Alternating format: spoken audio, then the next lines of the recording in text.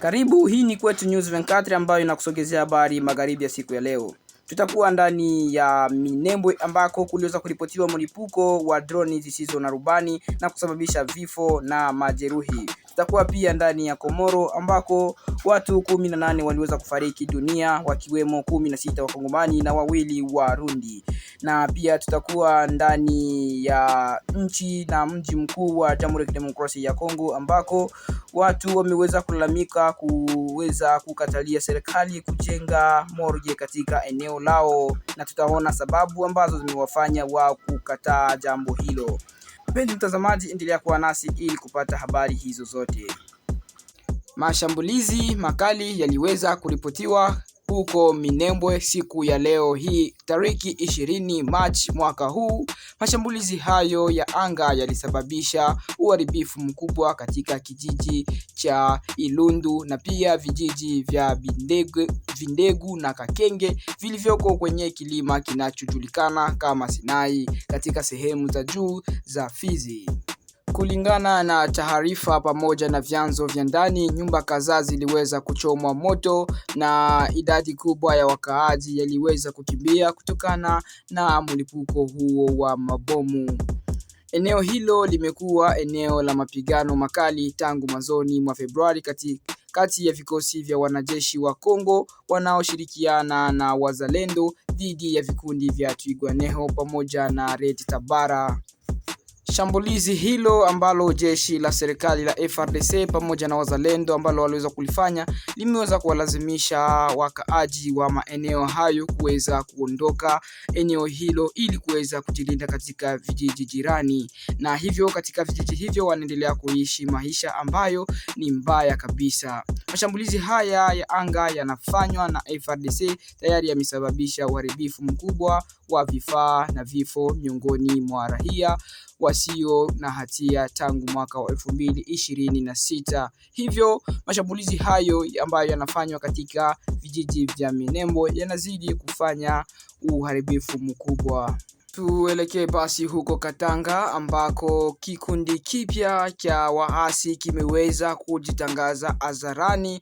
Kikundi hicho ambacho kimeweza kujipa jina la Mouvement Debout Katanga pour la Libération du Congo, kwa kifupi kinaweza kujiita MDKC.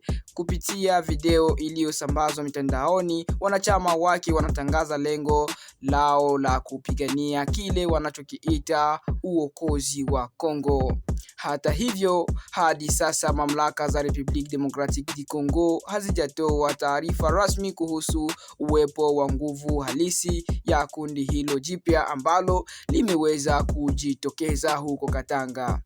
Tangazo hilo linakuja wakati hali ya usalama inaendelea kuwa tete katika baadhi ya maeneo ya nchi ya Jamhuri ya Kidemokrasia ya Kongo, hasa ndani ya mashariki ambako makundi mbalimbali ya silaha yanaendeleza shughuli zao na kunyanyasa raia.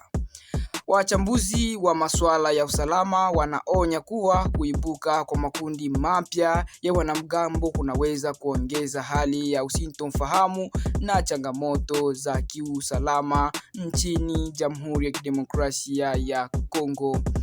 Hata basi tuhamie upande wa pili huko Morocco ambako kumeweza kufanyika aksidenti ambayo iliweza kusababisha vifo vya watu 18. Kulingana na orodha ambayo mamlaka za Komoro iliweza kutoa ni kwamba watu hao 18, 16 kati yao ni Wakongomani ambao wanatokea ndani ya Kongo Kinshasa na 2 kati yao ni Warundi ambao wanatoka katika nchi ya Burundi. Katika taarifa zingine ambazo ziliweza kutoka kwenye idara ya usalama wa raia ya Komoro, iliweza kusema kuwa mashua hiyo ilikuwa imebeba wahamiaji waliokuwa wakisafiri kutoka ukanda wa pwani ya Afrika Mashariki, na ajali hiyo imeweza kusababisha watu 12 kutoweka na wengine 30 kuokolewa wakiwa hai, ambapo kwa sasa wanapatiwa matibabu katika hospitali za Misamiuli. Shughuli za uokoaji na utafutaji bado zinaendelea baharini, huku vikosi vya uokoaji vikifanya juhudi za kuwatafuta waliopotea. Mamlaka za Komoro zimeonya juu ya hatari kubwa zinazohusiana na safari zisizo rasmi za kuvuka bahari, hasa kwa kutumia vyombo visivyo salama. Hiyo ilikuwa ni habari kutoka huko Komoro. Tukiwa ndani ya mji mkuu wa Kongo ambao ni Kinshasa, katika mtaa wa Kimpe ulioko katika wilaya ya Ngaliema, ambako watu wameonyesha upinzani mkali dhidi ya mpango wa kujengwa kwa chumba la kuhifadhi maiti ambalo linaitwa morgue katika eneo lao.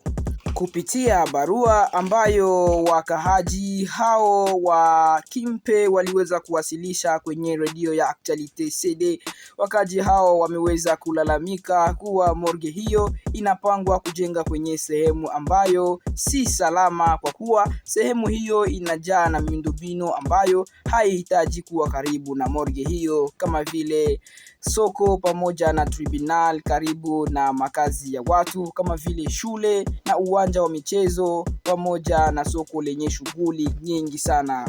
Kwa mujibu wao, kuwepo kwa miundombinu hiyo ambayo ni miundombinu ambayo ni nyeti kunaweza kuongeza kiwango cha uhalifu katika eneo hilo la Kimpe.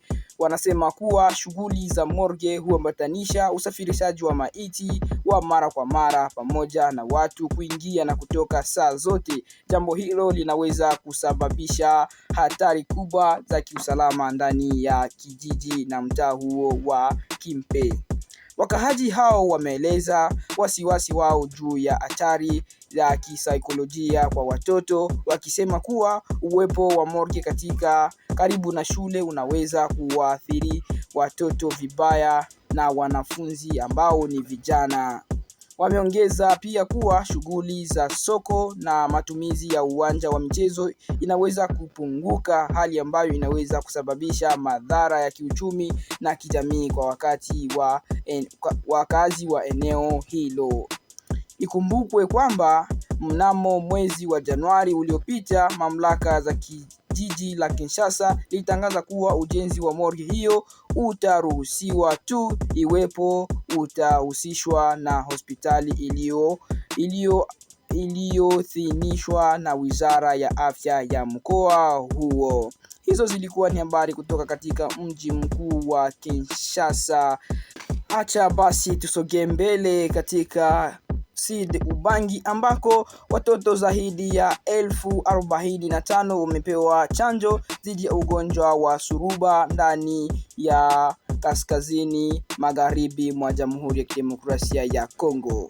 Kwa mujibu wa Médecins Sans Frontieres MSF, watoto hao 45,187 wenye umri kati ya miezi 6 hadi miaka 9 walichanjwa katika tariki 23 Februari na 9 Machi katika maeneo 13 ya afya yakiwemo Bobongo, Bambenga na Mbai.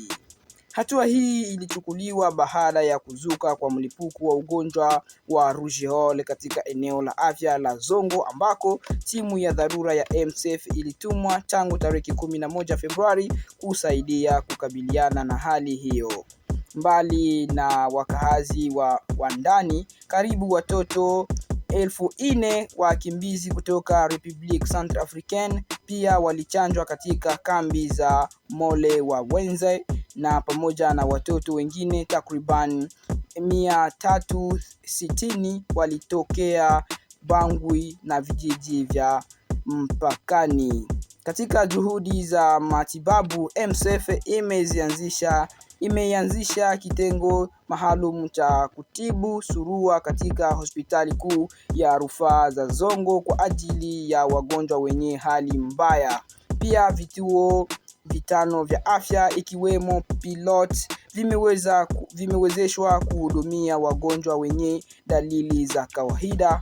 Kwa jumla wagonjwa 1,322 wamepatiwa matibabu, kati yao 312 wakiwa katika hali mbaya zaidi. Hapo awali tariki 28 Februari, MSF iliripoti kuwa tayari ilikuwa imetibu wagonjwa 948 na kuwachanja karibu watoto 30,000 katika eneo la Bukonzi ambako mlipuko wa surua umeendelea kuripotiwa. Mlipuko huo ulitangazwa rasmi tariki 18 Februari mwaka huu katika maeneo yote 16 ya afya ya jimbo la Sud Ubangi tangu mwezi Januari, na jumla ya kesi ambazo ziliweza kuripotiwa huko ni 4169 zikiwemo vifo 71. Watoto waliokuwa chini ya miaka 5 ndio walioathiriwa zaidi. Kwa sasa mamlaka za afya kwa kushirikiana na wadau zinaendelea kuwa na maandalizi ya kampeni kubwa ya chanjo dhidi ya surua itakayounganishwa na chanjo ya polio inayotarajiwa kuanzishwa tariki 23 mwezi huu wa Machi. Hizo ni habari ambazo tulikuwa tukikusogezea kwa siku ya leo, hivyo usisahau kuweza kusubscribe, kushare na kucomment ili kutujulisha unatufuatia ukiwa pande gani za dunia hii. Asante na karibu kwa wakati ujao.